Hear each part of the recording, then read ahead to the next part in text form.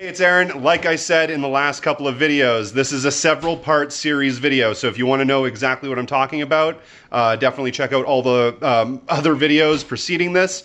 And with that being said, let's get into it. Okay, so that sounds like a whole lot of problems, but it doesn't sound like there's a whole lot of solutions. I'm going to talk about some of the proposed solutions, and then after that, I'm going to talk about some actual solutions that really will help people. Now, the proposed solutions are coming, of course, from these partisan parties. They're coming from Blue MAGA and Red MAGA. They're coming from the Democrats and the Republicans, and both of which are coming up with incredibly bad ways of actually fixing anything for the people, but are looking out for their business donors as much as they absolutely possibly can. Now, another adage that I always say, and you can pretty much say it with me now, is Democrats and Republicans, red and blue, liberal and conservative, they are all the same. They work for the same people. They are paid by the same businesses, by the same by the same bankers, by the same billionaires, by the same millionaires, by the same organizations. The only difference is their coloring. The only difference is the aesthetic. You can either choose Red MAGA and end up with Trump, or Blue MAGA and end up with Joe Biden. But inevitably, you are voting for a party that is in bed with the elites, that is in bed with the billionaires, the millionaires, and the ruling class. It is in bed with capital. You're not going to be able to vote for somebody that is anti-capital because they are all pro-capital. There is no system, there is no group, party, affiliation, anything that is recognized in the American political sphere that actually want to work towards getting rid of this system that is constantly destroying everyone. So what has Blue MAGA, the Democratic wing, come up with in this situation? Well, it turns out that they wanted bailouts for corporations, banks, Wall Street, and they want to do everything they can to make sure that their big money donors get as much wealth as they possibly can. We heard a lot of talk about how these Democrats were trying to sneak in a bunch of extra provisions and the Republicans had to strike it down, and how the Republicans were trying to sneak in a bunch of extra provisions, and how Bernie Sanders had to fight against them at the very last moment to try to get anybody to actually make the right decision. But inevitably, every single person, I think it was 95 or something to 0, voted on behalf of this bailout. And that's what it was. It wasn't a coronavirus plan that actually helped people. No, there was a tiny little bit, a sliver that helped people, but the majority of this was all just a great big bankroll. I think between $2 and who knows $10 trillion bailout going straight towards the banks and the businesses and everybody that put us into this financial crisis to begin with. Very little of it actually focused on saving lives. Very little of it actually focused on getting the people the proper equipment that they needed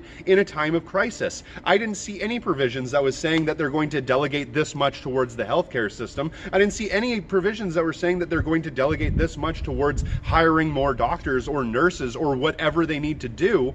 Most of it was talking about how they're going to be paying back small businesses and how they're going to be giving all kinds of wealthy companies even more than they deserve. And then assholes like Lindsey Graham are down on the Senate floor fighting about nurses possibly making a few extra dollars more than they would the week before this pandemic happened, because that's where their minds are at this moment. Their minds are, let's help our donors as much as possible while trying to not help the people as much as we possibly can. We're going to give them just enough scraps to make sure that we don't have a complete and total revolt, which, by the way, it's gonna fucking happen regardless.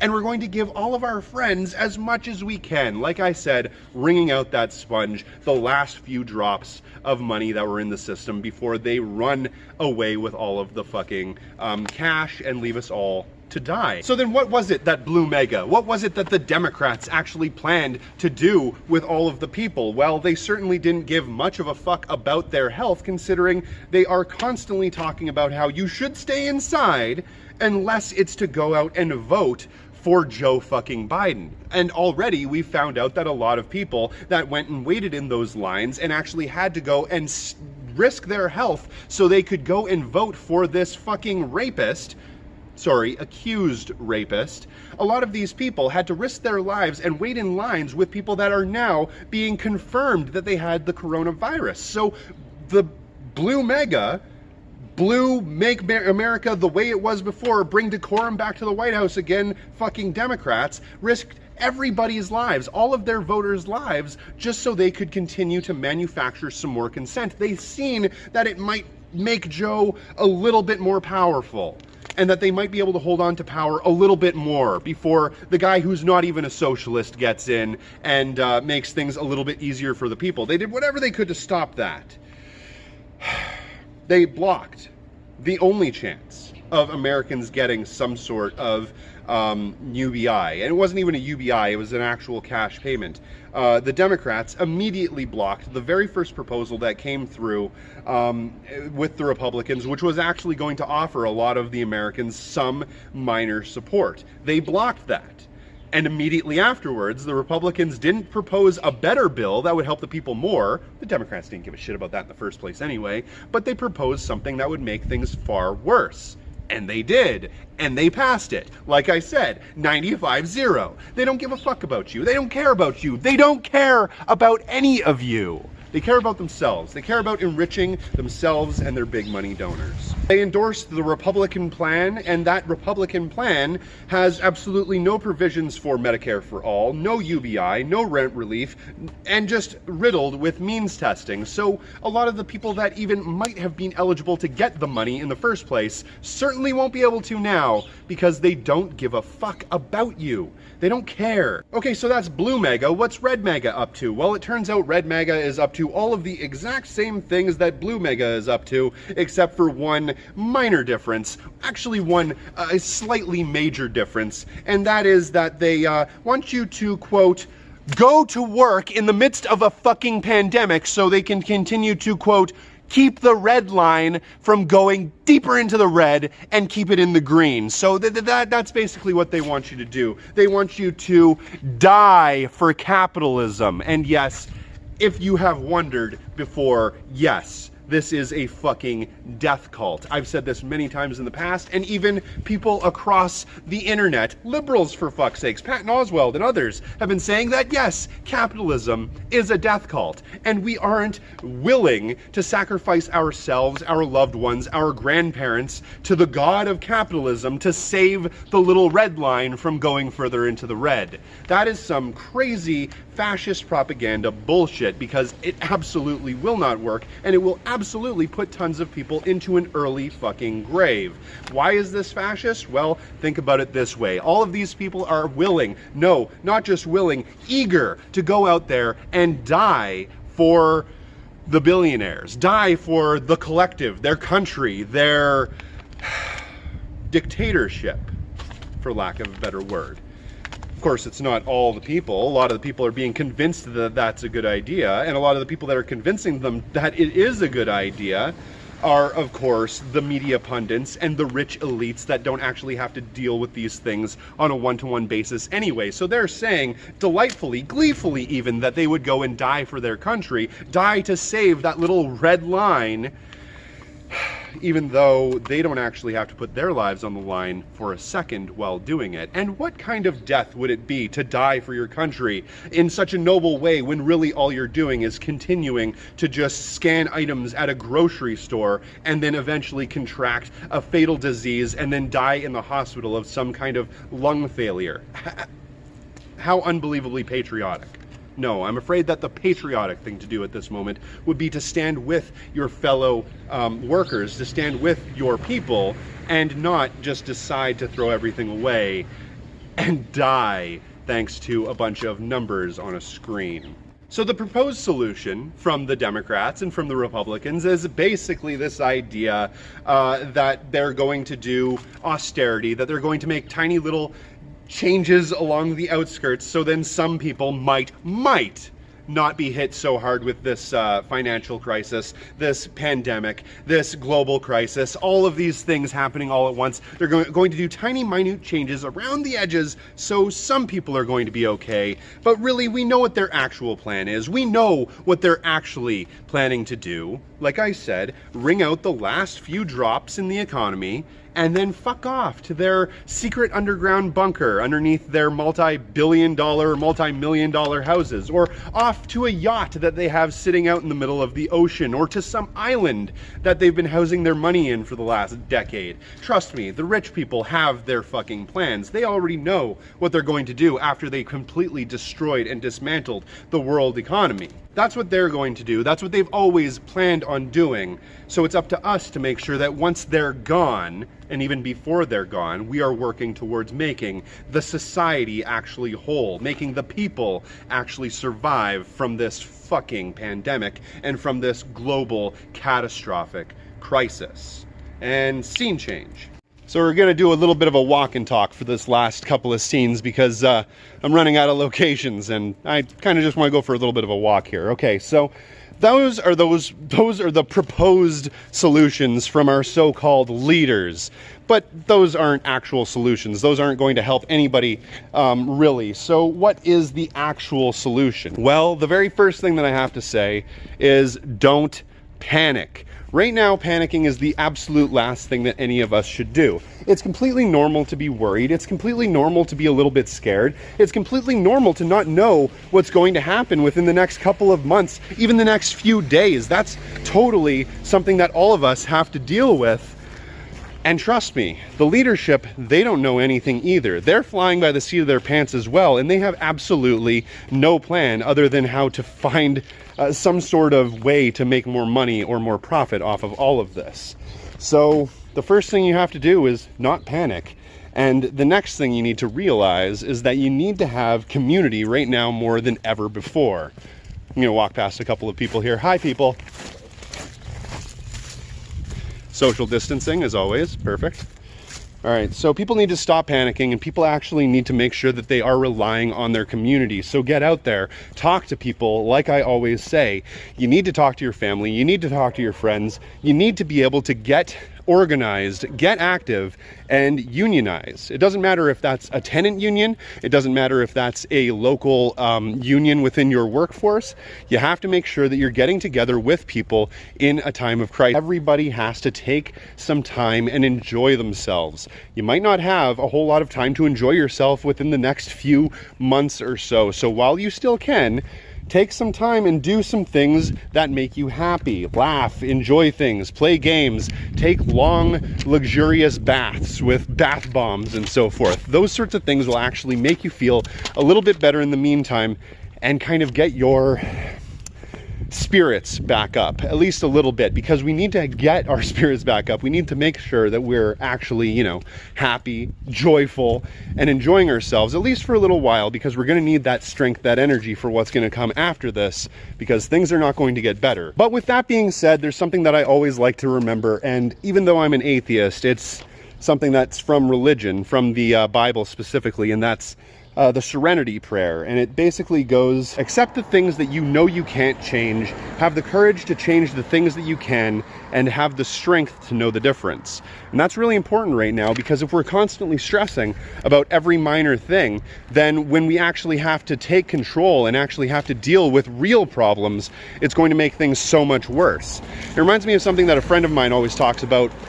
They're an ex-military veteran, and they always say that whenever you're dealing with an incredibly scary crisis situation, you have to be able to maintain your level of calm, because no matter how high your anxiety goes, eventually after you're going to have a major crash. So the height at which your anxiety is, you're going to feel that exact same difference as soon as that's over. You're going to see that fall, you're going to have a crash. And if it's something big, you're going to put yourself out. You're going to be completely unable to cope. So what I always talk about is practicing breathing exercises, making sure that you practice a certain amount of meditation. If you're secular like I am, or irreligious, try to do some secular meditation. There's no reason why you can't use knowledge that has been known for hundreds and thousands of years to actually help you out in this situation. You don't have to base it on a god. You can just base it on yourself, you know? Think to yourself, how can I center myself? How can I be living in the moment? How can I relieve some stress? A couple of things that I like to think about while meditating is a few things that I actually learned from another great YouTube channel called Philosophy Tube. And they basically said something along the lines of, when you're meditating, try to remember that the past doesn't exist. All it is just a memory. You can't actually change the things that are happening. And don't dwell on the future, because the future is uncertain. You're not going to know what's going to happen within the next day or two or even month or whatever. The past is just a memory. The future is uncertain, and you can't change either one of those things. No one knows what is next, right? The future isn't set. So don't let those things bother you, and try to work every single day towards making things better for yourself. Make sure that you are trying to be as self-sufficient and self-reliant as you possibly can. Make sure that you're helping the people around you, giving them groceries or food or medical supplies if you can. Give your family a hug. No, don't give them a hug. Take that back. Give them a phone call. Find out how they're doing, you know? Talk to your family, talk to your friends, get involved with people in your community, even if you have to be a block away from them, right? Even if you have to be within 6 feet. I've seen a lot of people using this opportunity to actually get out there and talk to one another. People in some neighborhoods are getting out into the middle of the street, staying within 6 feet distance of each other and doing calisthenics. That sort of stuff is really important right now. Getting that community back together and getting back together, that family, is something that we need more than ever at the moment. So that's all self-care. That's all good and fine, but that doesn't really help the world, the situation that we're all in and of itself. That definitely does help just you and me be able to cope with the whole thing. But we need a little bit more than that. So what can we do as a community? What can we do as individuals to actually work towards getting, you know, some sort of resolution out of all of this? One thing is that we got to start waking people up. We have to start telling them exactly what's going on, because the media isn't going to tell them at all. They're not going to have any information about the actual problems with the world, because the media works very hard to lull everybody to sleep. Something that I was just talking about early this morning is that one of the main things that Canada is specifically good at is making sure that everybody just stay calm, stay peaceful, always whisper, never raise up, never make any sort of movements that jostle the boat. You always have to just be peaceful. It's like almost as though the Obama presidency just turned into and melted into an entire country. It's basically how that is. So we have to start waking people up. We have to start telling them exactly what's going on. Oh, like these people right here. Hi, guys.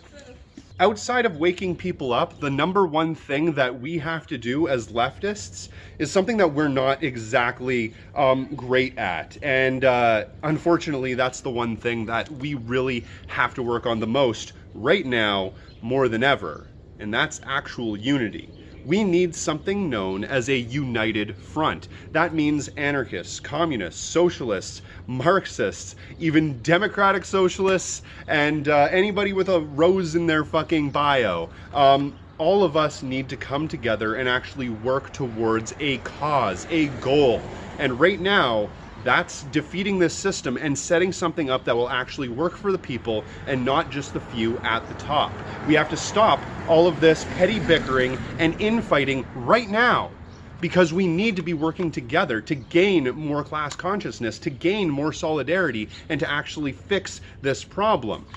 There was once a time in history where the red and black came together. We need that again today. We need that again now. And I have been seeing so much actual unity happening within the last few days that it's really, really heartwarming. People that I've seen just angry and bitter and vitriolic towards each other all of the time have calmed down and have decided that working together is the way to get out of this. Not constantly bickering and constantly fighting against one another when we all have virtually the same goals. It doesn't matter if you're a dirtbag leftist at this point. It doesn't matter if you're an SJW. It doesn't matter who you are.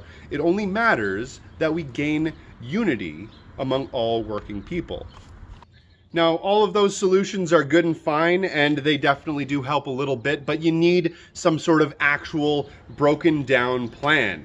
And I have one of those too. but it just so happens that this video has ran on so long that I'm gonna save it for a whole video in and of itself because it's too important to just lay down at the end of this video. It's something that I've been working on for a while, known as the Hydra theory. Some people have heard of this, especially if you've been in my Discord from back before I was not in there so frequently. A lot of people have heard about this Hydra theory that I've been talking about, and it is a real solution, like a real legitimate, honest to God solution. So I'm going to talk about that probably in the next video, but until then, everybody stay safe out there. And I know that this video was full of a lot of terrifying information. I know that it's kind of one of those things where you watch it and it makes you possibly a little bit more depressed, but we have to realize that every time a death occurs, there is always going to be change. There's always going to be sadness and remorse and depression and anxiety and just a general unknowing of how the thing is all going to play out. That's normal, and that's what's happening now. It's very possible that civilization as we know it is going to be irreparably changed from this, that after this, nothing is going to be the same. And that's something that we all have to come to terms with, and it might be scary. But we get to actually make the decisions that form this new world. We actually get to come together as a people and make things right, make things better, especially for our local communities.